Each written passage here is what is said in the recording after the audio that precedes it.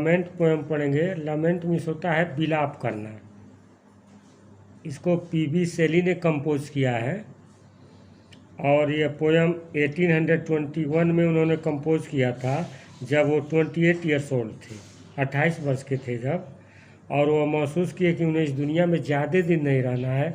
ये उनके लिए दुर्भाग्य की बात थी। किसी के लिए भी दुर्भाग्य की बात है कि 28 वर्ष की अवस्था में कोई महसूस करे, युवा अवस्था में महसूस करे लोग कि हमें अब ज़्यादा दिन नहीं रहना है, तो उसके लिए दुख की बात है। पोएट बहुत दुखी है। लामेंट मीन्स होता है, लमेंट मीन्स एक्सप्रेस सारो, विलाप करना। तो अपने इस दुर्भाग्य पर वो विलाप करता है, निराश है वो, और सोचता है कि अब जीवन का आनंद मुझे मिलने वाला नहीं है। अफसोस करता है अपने जब उसके शरीर में शक्ति थी, फुर्तीला था, एनर्जेटिक था, उन दिनों के बारे में सोच सोच कर वह विलाप करता है। यह लास्ट पोएम है। This is the last poem composed by P V Shelley before his premature death. Premature death कहते हैं यानी असामयिक मृत्यु। ऐसे किसी व्यक्ति की समय 60-70 अवस्था में कोई मरता है, लेकिन जब कोई व्यक्ति नए उम्र में बन जाए तो उसको मर जाए तो उसे कहते हैं प्रीमेच्योर डेथ कहा जाता है। तो आइए पढ़ते हैं इस पोएम को हम लोग। ओ वर्ड संबोधित कर रहा है कवि, पोएट। ओ वर्ड, अरे दुनिया।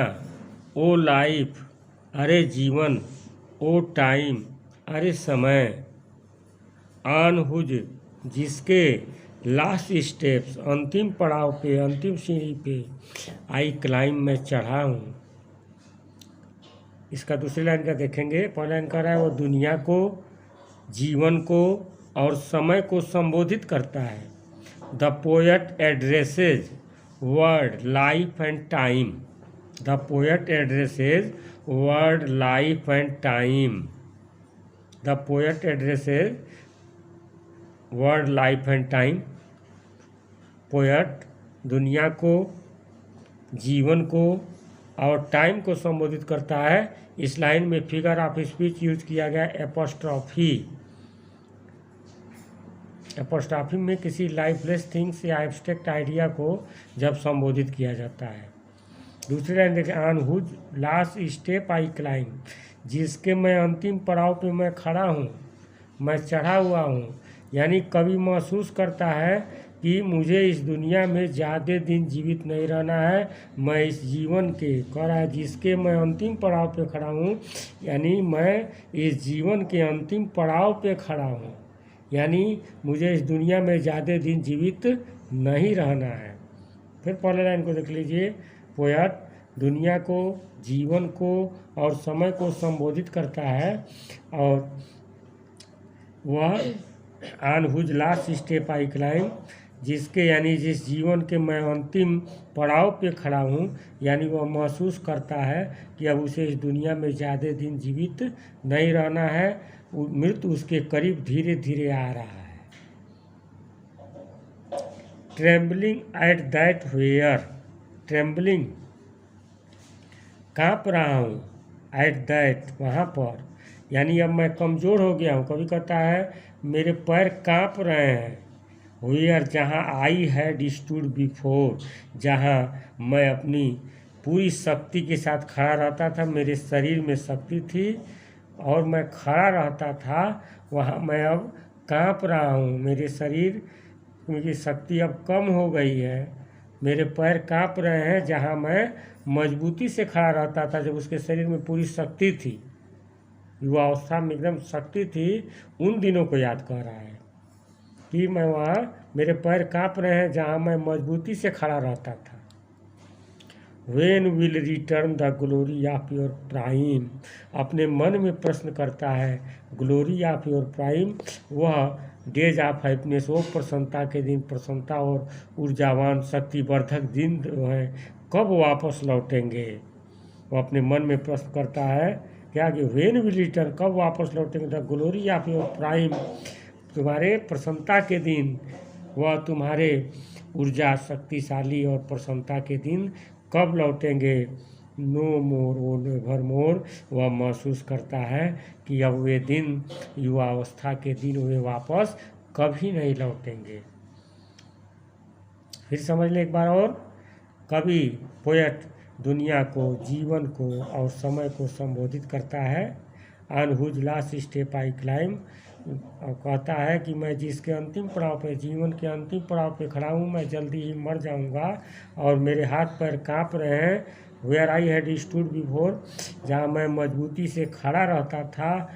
When will return glory of your prime, अपने मन में प्रश्न करता है कि वह दिन ऊर्जा और शक्ति से भरे हुए युवावस्था के दिन कब वापस लौटेंगे।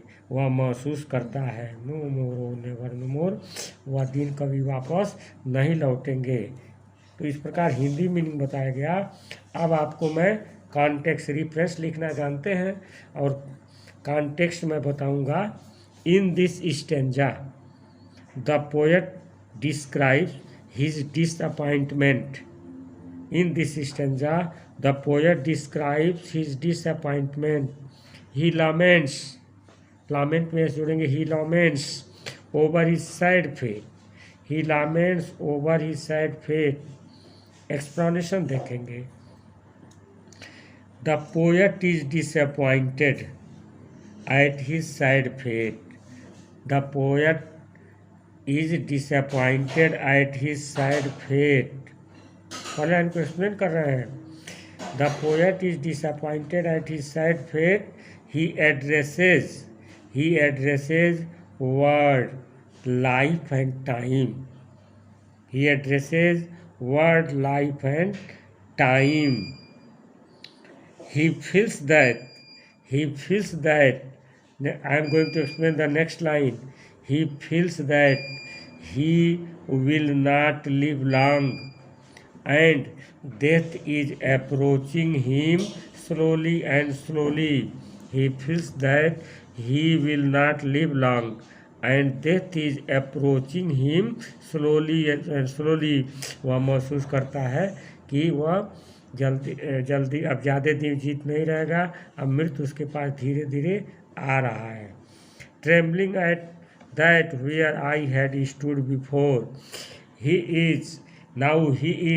his legs are trembling. Now his legs are trembling because he has become weak. He remembers, इसको कह रहे हैं explain. He remembers his youth. He remembers his youth when he was energetic and strong. When he was energetic and strong. Next line देखेंगे। When will return the glory of your prime? He asks himself when his youth will return. He asks himself when his youth will return, but soon he feels that it will never come back. But soon he feels that it would never come back. इस प्रकार एक stanza आपको explanation बताया गया। कल दूसरे stanza का explanation आपको नेक्स्ट वीडियो में आपको दिया जाएगा।